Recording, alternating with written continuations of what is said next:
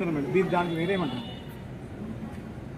నిర్లక్ష్యం, అధికారుల నిర్లక్ష్యం అనేది అక్కడ ఫిల్టర్ వాటర్ ప్లాంట్ లేకపోవడము, ఫిల్టర్ వాటర్ రాకపోవడం అనేది ఒక కారణం. ఈ సీజనల్ వల్ల వాటర్ కంటామినేషన్ అయ్యింది.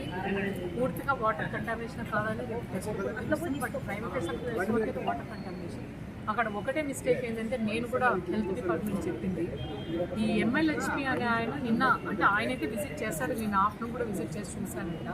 నిన్న నైట్ ఎక్కువ అయిపోవడము, అక్కడ PHC దగ్గరికి వెళ్ళకపోవడము, RMP డాక్టర్ వాళ్ళు కాల్ చేస్తే RMP డాక్టర్ రావడము, ఫ్లూయిడ్ ఎక్కువ అయ్యిందనే కారణమే చెప్తున్నారు. ఫ్లూయిడ్ పాపకి ఎక్కువ అయిపోయి వచ్చింది.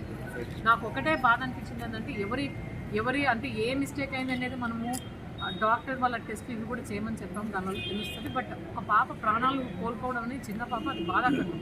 అలా జరగకుండా ఉండడానికి నేను ఇది అయిపోయేంత వరకు ఆ విలేజ్లో 24/7 మెడికల్ క్యాంప్ పెట్టమన్నాను. చుట్టుపక్కల ఎక్కడైతే ఆ కేసెస్ వస్తున్నాయో కంపల్సరీ డాక్టర్ 24/7 ఉండాలి. వాళ్ళ RMP అనేది కాకుండా మన ఈ PHC డాక్టర్లు మెడికల్ ఆఫీసర్స్ని పెట్టి ఆ ఊర్లో పెట్టి అవైలబుల్ ఉండాలని అంటే నేను చెప్పాను, అది చేపిస్తాను.